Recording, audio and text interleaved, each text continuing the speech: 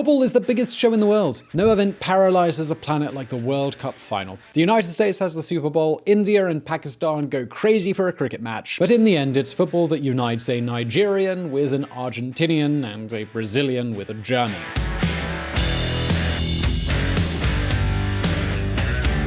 So why are we talking about football on VisualPolitik? Because, as you can imagine, football is also political and influences the economy. After all, television stations spend a fortune on the broadcast rights for football matches. To give you an idea, for just one season, the English League, the so-called Premier League, receives almost 3.5 billion euros in television rights.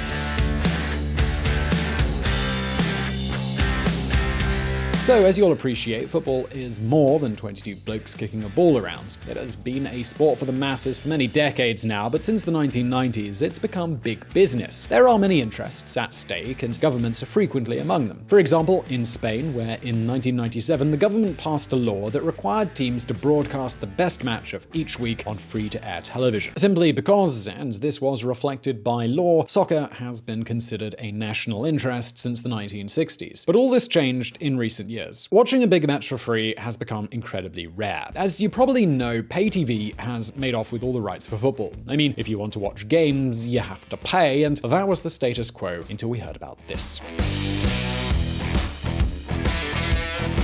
Premier League working on plans for a revolutionary Netflix-style streaming channel which will net them billions in cash. A football Netflix. Something like this could well mark the end of pay TV channels. I mean, why am I going to pay a fortune to have hundreds of channels that I'm not interested in the slightest? There's a ton of stuff available on YouTube or Netflix or HBO. What does pay TV really offer? Well, what will happen in the future is unclear, but there's no doubt that these pay TV platforms, Sky, Movistar, all those that could lose football, will fight fiercely to keep football on offer. And this fight is going to kick off a political struggle. So the question is, could pay TV platforms disappear? How can they fight emerging services like the proposed Premflix? What political implications could this whole thing have? Well, today we're going to answer these questions, but first, let's take a look back at the history.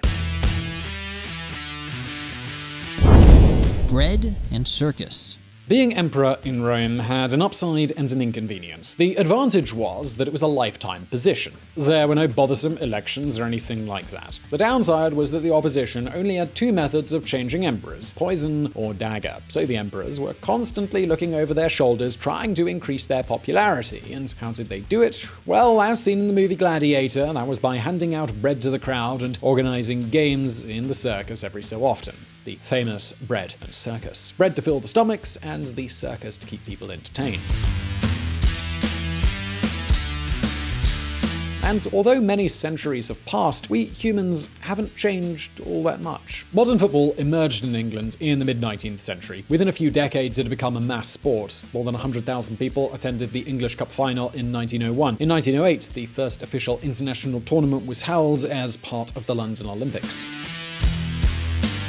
From that moment on, football's growth was almost unstoppable. If football was already successful as a clash between clubs representing different cities, you can only imagine what it would be like when countries faced off. It was an era when most of Europe had just lived through the Great War and was heading to an even greater one. In 1930, Uruguay held the first World Cup.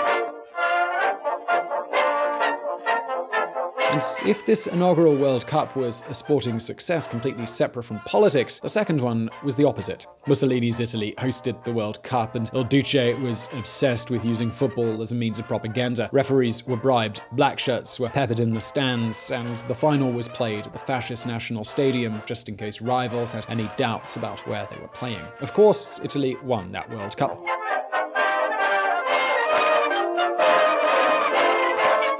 In the next World Cup, players from the Italian national team received a telegram from Mussolini saying, "Win or die." And you can guess who won that World Cup. It was Italy. They've had that priority clear in this country for a long time. Football is the most important thing of the least important things. Arrigo Sacchi, Italian coach. And yes, I know what you're thinking. Mussolini was extreme. He was a fascist dictator. But what happens in a democracy? Well, you remember Silvio Berlusconi? His success as president of AC Milan in the 1990s paved the way for him to become the president of Italy. Or even more recently, Mauricio Macri, who went from being president of the Boca Juniors to mayor of Buenos Aires and then president of Argentina.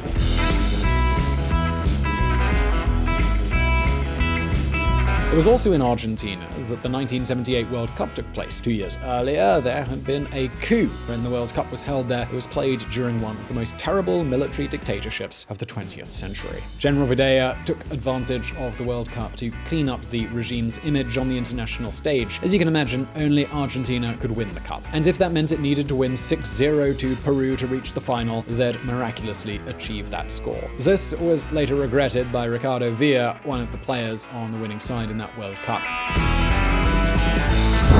They used us to cover up 30,000 disappearances. I feel cheated, and I assume my individual responsibility. I was a fool. I didn't see beyond the ball. Ricardo Villa, Argentinian soccer player. Something similar could have been planned for the World Cup in Spain in 1982. Hosting the event was won by the Franco dictatorship, but when it came time to celebrate the World Cup, that dictatorship had already been replaced by a democracy in Spain. So even if people are scratching their heads because Qatar is going to host a football World Cup, as you can see, this has been happening for decades. FIFA and dictatorships do get along rather well. And football has become a spectacle that many try to take advantage of for their political purposes as soon as they have an opportunity. But this is all politics. Now let's look at the business side of things. Check this out.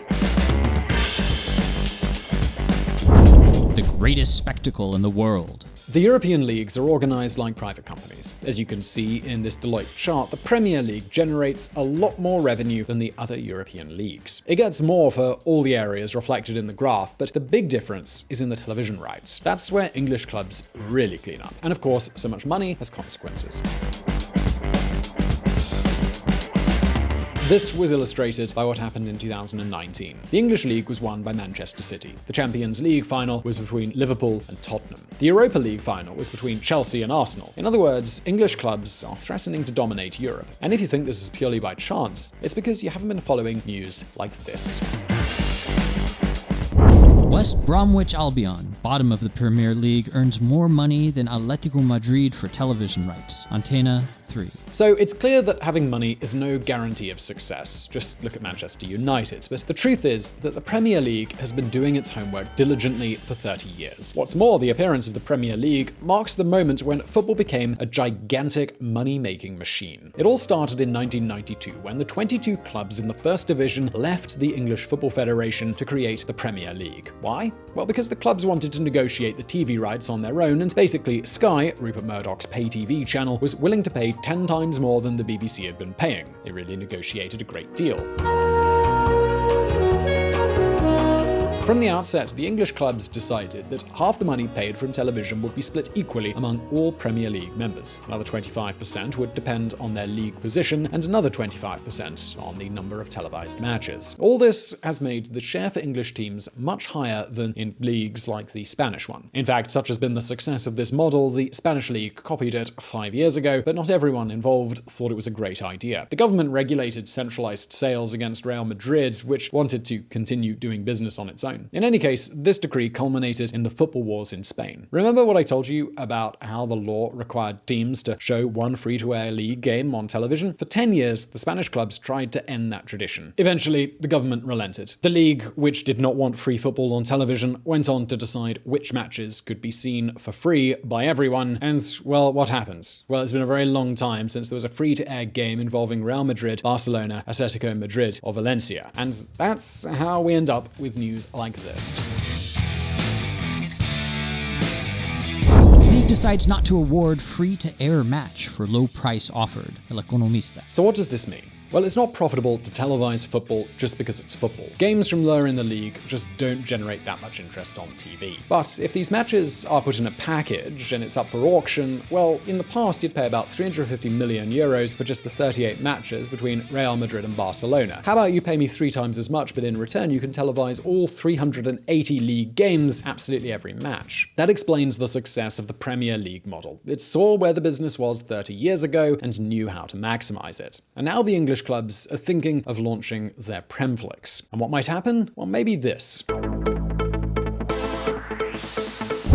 Get rid of the middleman. There's no question that football on pay TV is a successful formula. This is demonstrated by UEFA itself, which in its last Champions League auction announced that if bidders intended to give free matches, they wouldn't be considered, and the entire Champions League would be passed exclusively to pay TV. Until then, UEFA preferred large television audiences in order to ask the tournament sponsors for more money. But it has reached a point where football fans are subscribed to pay TV, so UEFA has opted for the direct profitability offered by these platforms. The numbers don't lie.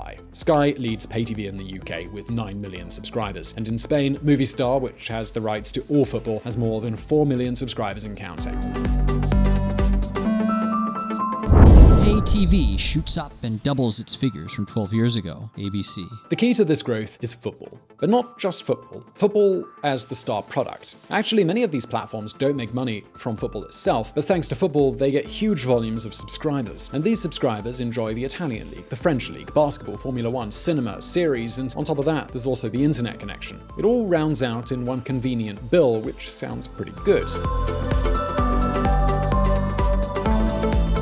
And this business model sounded great until the Premier League cottoned on and worked on its own numbers. If a football fan is willing to pay more or less about €1,000 a year for all this, what happens if you skip the middleman? Well, it might look something like this. The overall Premier League audience reaches 1 billion households. If at least 100 million of those households become your customers and you charge them the equivalent of a Netflix fee, about €8 to €9 per month, that's €100 a year. So how much money could Premflix raise? Somewhere around €10 billion, which is more than double what the Premier League gross right now.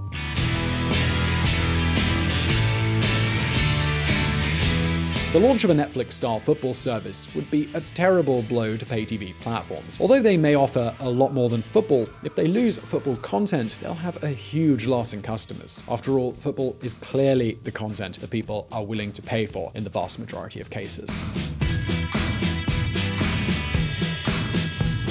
This may or may not happen, it's pure speculation, but I'm sure that if Premflix goes ahead, television platforms will turn to politicians to try and stop it. What can they do? If television consumption moves to OTT, over-the-top environment, that is, to the on-demand content that is readily available on the internet, either free of charge like YouTube or pay-per-view such as Netflix, what is clear is that fewer and fewer people will be interested in traditional channels. And this is when the pure speculation comes in. But it seems that if all this happens, we can expect a brutal war in which television channels will put pressure on governments.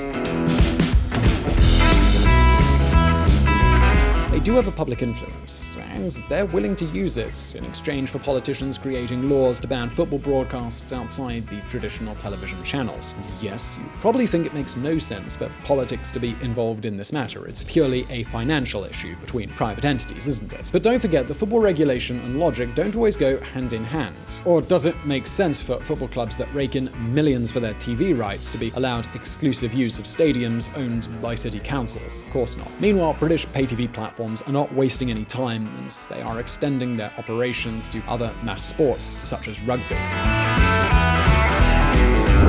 6 Nations could be off free-to-air TV, as Sky Sports is favourite to snatch rights from the BBC in £300 million deal. Daily Mail. Well, we'll be keeping an eye on what goes on with this football war, but now the question is over to you. Would you like a Netflix-style service for football? How much would you be willing to pay to watch your team's games? Well, leave your answer in the comments below, and I really do hope you enjoyed this video. Please do hit like if you did. Don't forget to subscribe. Also, do check out our friends at the Reconsider Media podcast, and thank you for watching. If you want to learn more about politics and world affairs and hear some more of my lovely voice, come check out the Reconsider podcast, where we don't do the thinking for you. Find Reconsider at www.reconsidermedia.com or on Apple or Google Play or your favorite podcatcher.